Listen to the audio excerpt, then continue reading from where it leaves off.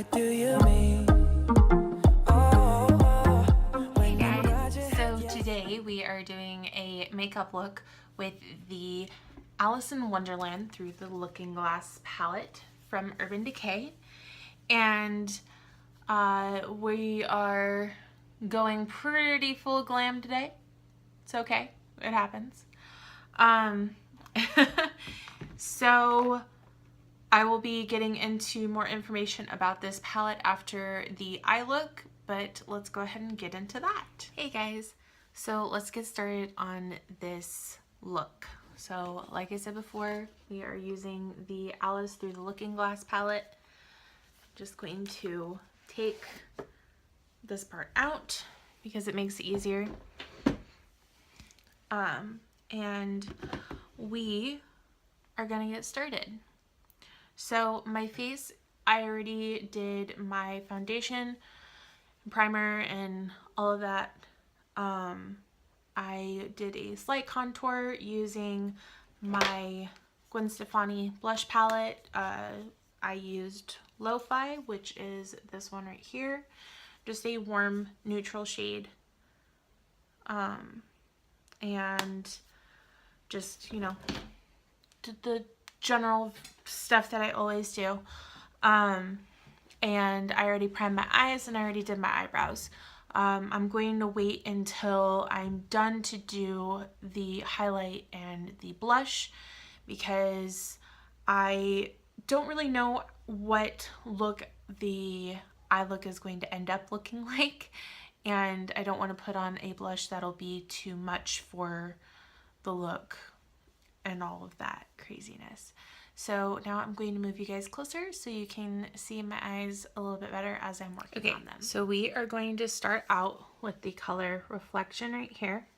And we're going to take a nice big fluffy brush. This one is from my Morphe collection.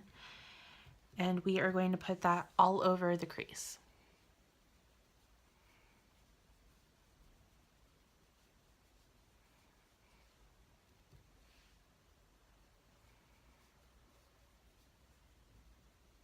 Next, we're going to go in with Dormouse, and we are going to use the longer end. So this one's short, this one's long. So we're going to take the longer end of the double-sided brush, and as you can tell, it's still about the same length as the other fluffy brush, but it's just a little bit smaller in diameter, and that'll help us be able to deposit it in a more precise manner. So I'm going to take that and get off the excess. It doesn't pick up a ton of the color, but that's okay. And we're just gonna go directly into the crease. So the other one, the Reflection was a little bit higher up. This is just gonna be more precise in there.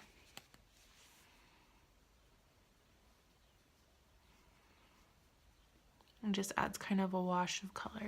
Next we're going to go in with Chessboard, which is just a darker version of Dormouse. Darker and a little bit more cool toned than Dormouse.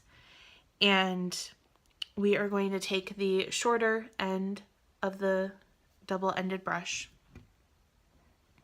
and we're just going to focus that on the outer part of our crease. I don't want it to come too far in because then it will start to look a lot more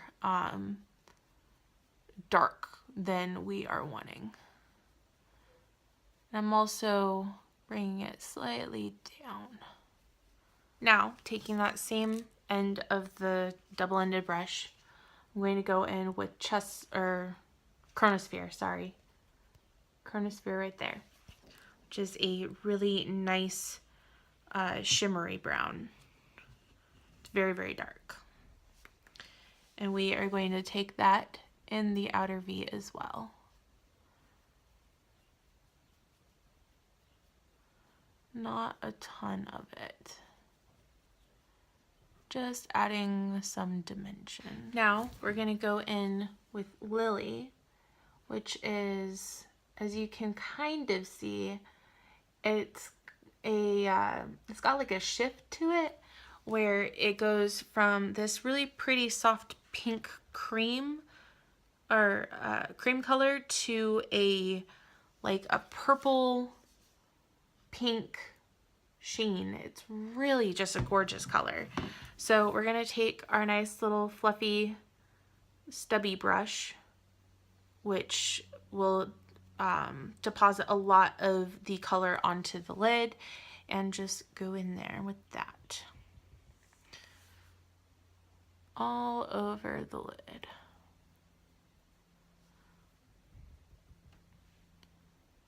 And I don't know how much you can really tell on the video, but when it goes on much more of a pink purple color. It's really, really cool.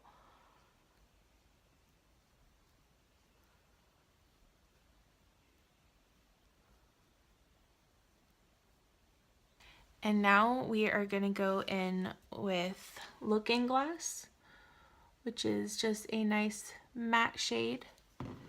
It's a very light cream color. And I'm honestly just going to go in with my ring finger and just pat that underneath the brow bone and in the inner corner of the eye to brighten that up. And now we're going to go back in with Chessboard, which is the darker of the two matte browns, and with our little small smudger brush, we're just going to go underneath the eyes and just kind of smudge out the lower lash line.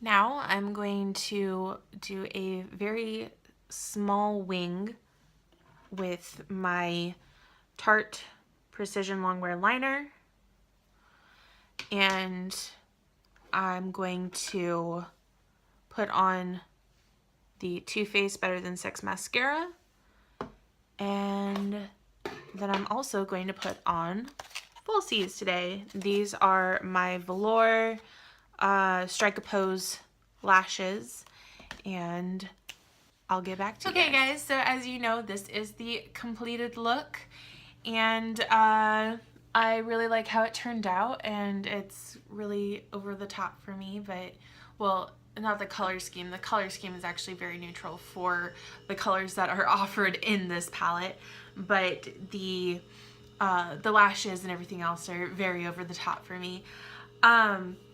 I have Jeffree Star Gemini on my lips right now, and I love it. It's, well, first of all, it smells like root beer, which is really cool. But it's just this really nice, dark-ish nude. It's darker than Celebrity Skin, but lighter than, you know, say Dominatrix or one of his other darker shades. But it's a beautiful color. If you guys get the chance to snag one of them, I highly recommend it. And my hair, I've got a little pompadour going on, a little bun in the back. I don't know. I wanted to do something really different. Today's not an easy day for me. My husband left for deployment. He's gonna be gone for a couple months. Yeah, so I'm trying to bring up my spirits via a makeup tutorial. So anyways, let's go ahead and get into the palette itself. So I posted a picture on Instagram already of the palette, and I tried to get as much of the palette's essence into the pictures, but it's really hard to do unless you see it in person. So you look at it and it's this beautiful kaleidoscope look for the top of it, at least. And I mean, they really thought about everything. It's just so pretty. So here on the drawer, before we even open it up, it says, I know who I was when I got up this morning, but I must have changed several times since then, which is, of course, a direct quote from Alice in Wonderland. And that is on the little drawer to get to the eyeshadows.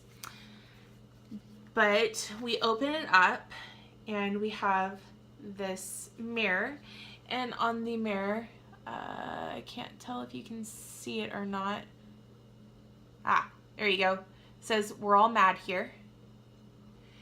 And then right here, whoops, we've got a little quote that says, I'm not strange, weird, off, nor crazy. My reality is just different from yours. And I'm pretty sure that everybody who has shown you guys this palette has said the exact same quote, but I like the quote. And then they have little pulls at the top that open up, and you have the butterfly as the palette starts to fall out. Anyways, you have a butterfly, and I don't know if you can really tell, but the butterfly wings move the more you open the doors. It's like a pop-up book type thing. It's actually really cool. And then you pull on this and out comes the palette. Now you can either leave the palette in like this, or you can fully remove it, as I think I showed you in the tutorial. And then you have all of these absolutely beautiful colors. So the deal is that each of these columns, not the rows, the columns, represents a different character. So I'm going to double check before I get into that. Okay, so I just double checked, and I was correct before I went into it, but I wanted to make sure. So this first column right here is Alice shades. The next one is Mad Hatter shades. Then we have Murana shades, Erasabeth shades, and Time shades. So, and they're all named after those characters, and like things about those characters, right? So like Alice shades are Through the Looking Glass, Reflection, Dormouse, and Metamorphosis. And then we have Hatter, Gone Mad, Paradox, and Cake. Have to turn so I can actually see him better. Then we have Lily, Duchess, Kingdom, and Chessboard for Murana. Then we have Heads Will Roll, Bandersnatch, Slazengrum, sorry, and Royal Flush for Erasabeth, who is the evil queen, or the Queen of Hearts. For those of y'all who may have only seen, like, say, the animated version of Alice in Wonderland. And then the time shades are Time, Dream On, Chronosphere, and Mirror. And so there is such a good collection of shimmer shades, glitter shades, matte shades. Just, it's really, really cool how well they were able to just give a very wide range of different types of shades and looks. You can go really, really basic, like what we did for our tutorial, where it's just a very subtle look, or you can go in with a color like Heads Will Roll, which is this just intense teal color. Like, look at that.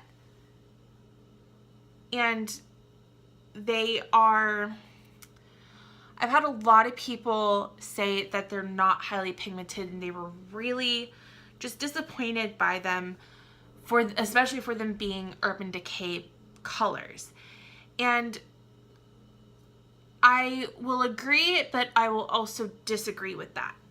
So I was very hesitant to get this palette simply because I had heard so many conflicting things.